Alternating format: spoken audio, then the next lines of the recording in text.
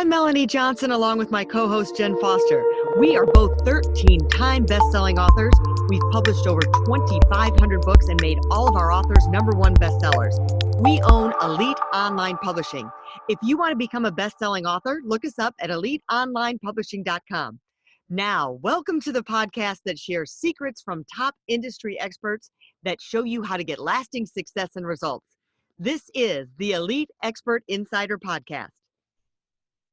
Hey everyone, it's Melanie Johnson here for another great podcast. Jen is on vacation in the Bahamas. Good for her. So we have a special guest today. First of all, before we get started, I want to remind you to subscribe to our podcast in case you haven't done that already, because we always have great things that you can learn, be inspired, motivated, educated from, and you're going to want to share that with your friends, family, whoever that you think it applies to. So also, if you're looking to write a book and become a #1 best-selling author and use it for a marketing and advertising tool, get in contact with us. And just a reminder, someone told me the other day, I'm going to write this off on my taxes, right? I was like, I forgot to tell people that you can write, when you write a book, the whole process of publishing and marketing the book can be written off on your taxes because we're getting close to tax season. So just keep that in mind if you're buying advertising of any sorts, that you can write it off from your taxes. So today we are going to dive deep into sales. Okay, so everyone's trying to sell something. You're either trying to sell yourself, you're trying to sell a product or a service, you're trying to sell an idea. So no matter what you're trying to sell, you are in the right place today. Because sometimes we always hit a roadblock of how to close the sale, how to present the sale, how to sell something you've never sold before. So that's a great thing that we're going to lead into today. So my guest is Joseph Fung. Thanks for coming today, Joseph. How are you? Doing really well, Melody. Thanks for having me. Sure. So tell us a little bit about you, your company, and your background and how you got started in this. Oh, for sure. So I'm an engineer by training. I've started, run, sold 5 software companies, had a blast. The most difficult part was always scaling the sales organization. How do you get people on board who can speak about the product, the problem with as much passion as the founding team? And it was always so tough. And as we worked with more companies, our most recent product was a bit of sales technology. We heard that it wasn't just me. Every tech company was struggling with the same thing. So we launched an academy to help close that. And so right now we run Uvaro, a tech sales training academy where we help people build, polish, burnish their sales skills, and then connect them with tech companies that are growing rapidly. So we get to help people hone those sales skills every day. And I got to tell you, it is some of the most fulfilling work I've ever done. I love that. So you're in that tech niche, but what you said, we had a little conversation before we started today Mhm. of how tech companies think they have to hire people with a technology background to sell their services. And you were dispelling that myth, saying that's just not true. So let's talk about that a little bit. Totally. So two big things that pop up on the sales rep side. Someone who's getting into a sales role, they're often apprehensive. Hey, if I'm selling technology, do I need to learn how to code? Do I need to really know the inner workings of the product? And when the product says it's got AI something, that's very intimidating. And the reality is it couldn't be further from the truth. The second thing is we talk to a lot of executives and founders who say, hey, we sell a complex product. It's a business product. There's a lot of bells and whistles and features. We need someone who's already been selling software. And the reality is it also couldn't be further from the truth. Often what that's masking is the fact that they don't have a robust training program internally. And so we help close that gap. We help people understand how they could sell without having to be a technical expert. And we help tech companies learn how they can make the best of that kind of talent without just having to try and steal and chase and seek talent who's already at a tech company. I think that's so smart because if you have a company, especially if you're doing a startup, you should do it Mhm. right when you get started. And if you're already established, do you have a sales training program, period? I know we just created a sales manual that walks people through step by step that you can hand someone who is selling, like you said, oh my gosh, we have a guy who was selling Harley Davidsons that we got a job selling technology and selling software. So maybe the tip is really to have these companies have that program. Like you say, you need something that can train people on their products and services, and they should have that anyway. Totally. And I'm not surprised that we got here because so many tech companies are founded by guilty as charged engineers See, and we graduate from an engineering program, and in our heads, we think, well, we've been playing with code for years. We went through this 4 or 5 year program, and we've been building things for a decade before that. We have all this rich expertise, and so we hire engineers with all this expertise. And then as founders, we go and we say, well, crap, I gotta sell now. I'm gonna find someone who likes talking to people. And that's the qualification they look for. And of course, it doesn't work. We don't go out and say, hey, I'm going to find someone who also has a 4 year degree, because a 4 year degree in sales doesn't exist right now. Less than 2% of colleges and universities have any kind of sales training, let alone a full degree. And so across the tech industry, we've woefully under equipped our sales teams. And so that's why I love looking to other industries, folks who have built their sales talent in real estate, in publishing, in Mhm. advertising, in businesses where they really build up that talent and then bring them in technology. Because when you can teach them those technical terms, they can Yeah. speak and walk and interact in the right way. They just blow through their quota, they grow the business, and it's a huge win for both sides. I would say like the aha that you're giving me on this is, hey, like if I was particularly thinking that I wanted to transition into sales, and there's huge money in tech sales and software sales. Hmm. I mean, and security. I know that that's a big industry. So my advice would be to, gosh, research that verbiage and research what they're trying to say. So at least when you walk in the door, you sound like you know something about the company, something about the product. You say there's three top sales practices that you really recommend. What are those three practices? For sure. And it's really funny because when people hear that, like, oh, the three big practices, they think there's a methodology or a book or some kind of quick hack. But the things will often really surprise you. The first one is learning how to weave your story, your own journey into your sales conversation. How do you connect authentically? And my journey was an engineering program, a entrepreneur, a father, and when I try to connect with folks, that's what I'm thinking about. When we talk to companies, one of the big things that they emphasize is authenticity, personal connections, rapport building. So really thinking about your personal brand and story, how do you weave that in? That's the number one. Mhm. The second thing that we really emphasize is storytelling. Mhm. And a lot of people hear that and they think about, well, do I need to memorize things like Brothers Grimm? Do I need to learn how to weave this long, elaborate tale? And no, the idea is, how do you distill a powerful story into just a couple of sentences? Uh, and that's really important because that's going to make everything much more powerful. And then this last one, this really is kind of sales, kind of basic and fundamentals, and it applies to tech in a way that people don't realize. And Mhm. that's picking your battles. How do you properly qualify and disqualify leads? And this is really helpful because it applies to every industry. And a lot of folks are surprised when they think about, hey, sales, it's this intimidating thing. I need to, bully people into buying somebody or drag every prospect over a finish line. And that's not it. It's really about, how do you find the right customer with the right problem and then do some matchmaking. And I say this, wearing my CEO's hat on, head of sales. The reason why that's important is everything is moving to subscriptions. You'll hear people talk about the subscription economy. You're using Netflix, Disney Plus, everything. If you don't like the product, if it's not a good fit, you leave as a customer. So as a Mhm. tech founder and a CEO, I don't want my team closing every deal and every customer, because we just wasted a bunch of time, a bunch of energy, and they won't stick around. I want to close the right ones. And that's a Mhm. hugely liberating thought, but getting comfortable with the idea of early on in a sales conversation, being able to make that difficult choice. Is this an opportunity where we solve a problem, where we're a good fit? And being comfortable saying to a prospect, you know what? I think you're going to be better served with this competitive product or with an entirely different solution or doing nothing. Being comfortable doing that gets it out of your pipeline, and you feel better because you're no longer trying to misrepresent. You're no longer trying to force a deal. You're actually helping the customer.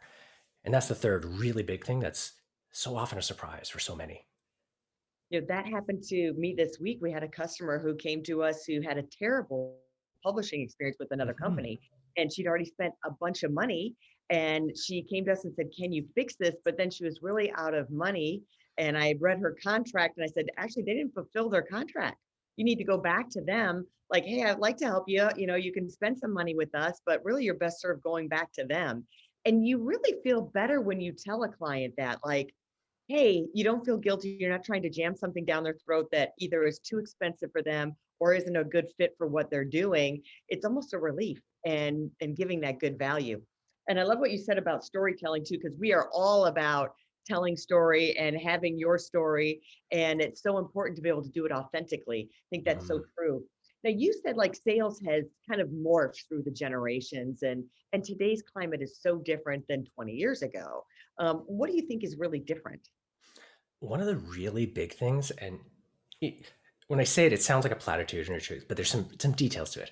We are awash in data, and a lot of folks have used phrases like, selling is art and science. What is the math? What is the data behind selling? But I think it's really valuable to pause and reflect on what that means.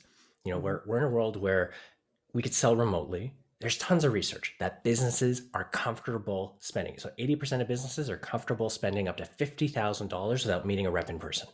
So that means we're using tools like Zoom, like we're using right now. We're using online callers and all those dialers. And I start there because all of these tools track data automatically for us, Mhm. which means now as a sales professional, I don't have to rely on my gut or my sense. I can go to the data and I could say, hey, am I more successful when I call people on Monday or Friday? Am I more successful if I have a 15-minute call or an hour call? If my subject lines, when I send a cold email, if they have 4 words versus 10 words, am I more successful? And so just this pattern of systems that track the data for you. So now you can make really good decisions. That applies to everything. I mean, sales makes it easy because you've got such a high volume. But if you think about your customer support, if you think about a job search, all of these things are true. So I've seen candidates who go through our program and they go, hey, these technologies, I use them in selling. I can use them in my job search. So now I'll send a video when I'm applying to a job and I know if they've opened it or shared it internally. Instead of just emailing a PDF of my resume, I can send them a link and now I know if they've opened it or shared it. I can personalize my outreach easily by using a sales outreach tool. So now every resume that I send in has a personalized email, but I can do it at volume. So yeah, all of this data and technology means as sales professionals, we can just make better decisions, whether you're selling tech or not. But these skills are going to start spilling out everywhere: job search, marketing, across the board. Okay, give us your top tech tools that you love for sales because it can be Oh, overwhelming being able totally. to control that.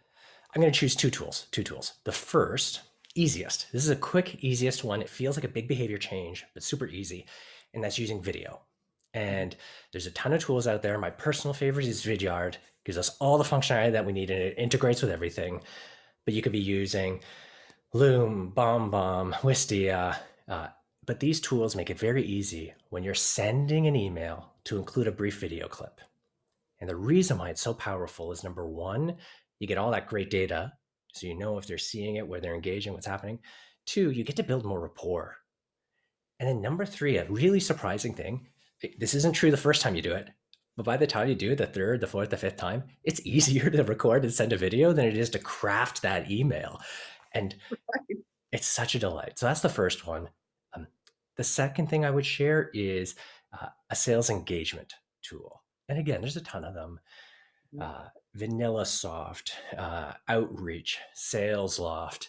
Uh, these tools simplify and automate the process of opening an email client, filling it in with a form or a template, the email address, the name, tracking it, reminding you to follow up.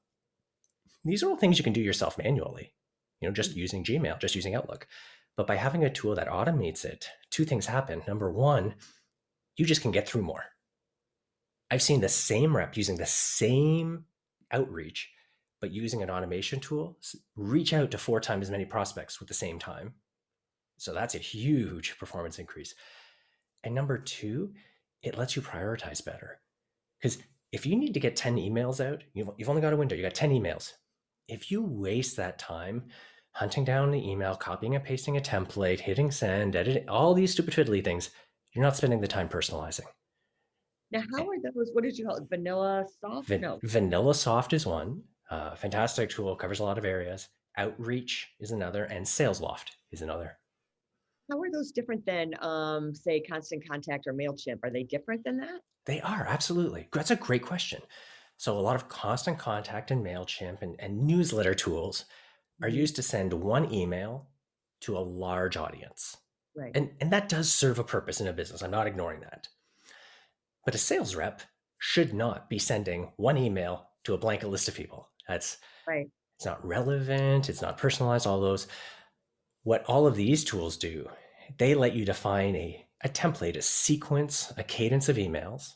And maybe your first email is just a hi introducing yourself. Your second email is offering a piece of content. Your third one is a follow up. Maybe your fourth one is an invitation to an event. And they make it really easy for you to add 5, 10, 100 people to your list. And it actually shows you each email so that you can personalize it. So if Mhm. I was sending it out, I'd say, let's start my sequence. I get my first email. I can personalize it to that person I'm reaching out to. And as soon as I hit send, the next one is there for me to personalize. I can apply it to them and hit send. And then the next one pops up. And so all I need to do as a rep is think through and personalize my outreach. The rest, automate, manage the list, remind me to send the next one, just happens automatically. I love that. So one of my goals, we just did our meeting for our second quarter, and Mm-hmm. one of the things on my list was pick at least 6 technologies that can save me 2 hours a week.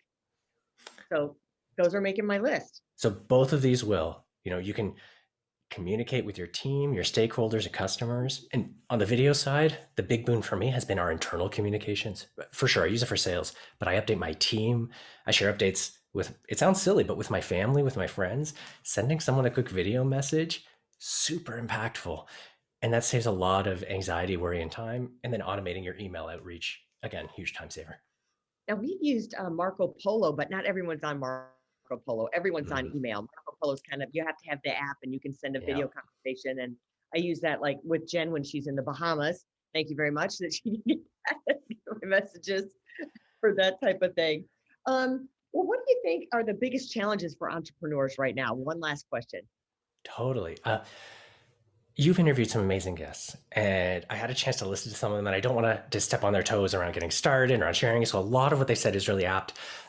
One of the things that I don't see enough entrepreneurs recognizing, and this isn't a blocker to getting started, but it's a huge blocker to growth, is when they start to hire their sales team, they think they need to bring on people to sell the way they do. And really internalizing that as the founder, the CEO, the way you sell cannot be replicated. And getting very comfortable with that is a really tough thing. We hire someone and we say, great, you're going to shadow a couple of my calls, a couple of my meetings, and then go do it. And Yeah. it doesn't work. No one can, first off, no one can emulate your internal knowledge, your enthusiasm, just no matter how hard they try. But then the second thing is that unspoken contract with a prospect is fundamentally different. And I see it. I buy from entrepreneurs all the time, and I want them to win. I think they're launching a new business. It's an underdog story. I'm rooting for them. I'm like, please take my money, do something great. But if I'm buying from a sales rep, it's not that same dynamic. And when Mhm. you're a founder, it's so easy to overlook the fact that they're rooting for you. They want you to succeed. So you're having an easier time selling. When a sales rep goes into the door, very few people go into that conversation saying, hey, I want the sales rep to win. I mean, at best, they want a fair exchange. And so it's a tough scenario. So just getting comfortable with the idea that your first sales reps have to, by definition, sell differently than you do is going to unlock a ton of growth. So how do you get them to, um, I guess, have similar enthusiasm, like you say, except that they're going to have a different cadence, they're going to have a different energy, and let them run with that. But to make them successful, how do you make them successful with their different vision and being a sales rep? Like you say, they're not pulling for the sales rep; they're pulling for the owner. So how do you get the buyer to have that same connection and want to buy from the sales rep? It comes back to the thing we talked about earlier about knowing your story and selling authentically. Mhm. And I'll share an example. One of our grads, one of our students, yeah, didn't come from a sales background. He spent 20 years as a pastor working with a congregation, helping people, uncovering challenges, helping them navigate it. And as he realized that selling is really about solving those problems, Mhm. he found that same passion in helping people level up their businesses. So he's now selling to entrepreneurs, selling some very advanced security technology, and having a very, very effective time digging into some of their root concerns, some of their root challenges. And when he can help them address those, solving them, and actually just bringing that lens, like, yeah, he spent 20 years helping talk to people, hearing their big concerns, and helping them address them and empowering them to do that. When he weaves that into his own dialogue, he speaks about the product, about the company, and about their customers in a different voice than the founders, but it is equally powerful. He just had to find his own story and sell authentically in his way. I think that's so true. If you genuinely have an interest in helping someone solve a problem, knowing that you're not selling them something, you're trying to help them fill a gap or solve a Mhm. problem that they have, and knowing that you have the best solution for them, and truly believing that can make such a huge, huge difference. That's it exactly. Well, where can people reach out to you, Joseph, and maybe join your academy? Absolutely. Folks can always find us online at uvaro.com, uvaro.com. We're on Instagram, Facebook, Twitter at Uvaro Life. And I'd encourage people to check out our YouTube channel because that's where you could see some of the really amazing customer success stories and actually see some of our classes in action. And we're on YouTube at Uvaro. Oh, I love that. Definitely check that out because if you get some free training in there along with it, you can get a little bit more of a Mhm. picture of what he does before you join up. So thanks for joining us today. And remember, if you're writing a book and want to become a #1 bestseller, contact us at Elite Online Publishing. We help all of our authors make #1 bestsellers and teach them how to use their book as a marketing and advertising tool. It's not just about the royalties and the book. And we'll see you next time for a wonderful podcast where we get inspired, motivated, and educated. Make sure you subscribe. We'll see you next time. Thanks. Hey, are you looking to increase your revenue, build credibility, and elevate your brand? This podcast is brought to you by Elite Online Publishing, an innovative publishing and full spectrum marketing company. They will publish and market your book to make it a #1 bestseller. Becoming an author is the best way to market your business. So contact them at eliteonlinepublishing.com today. All of their authors become #1 bestsellers.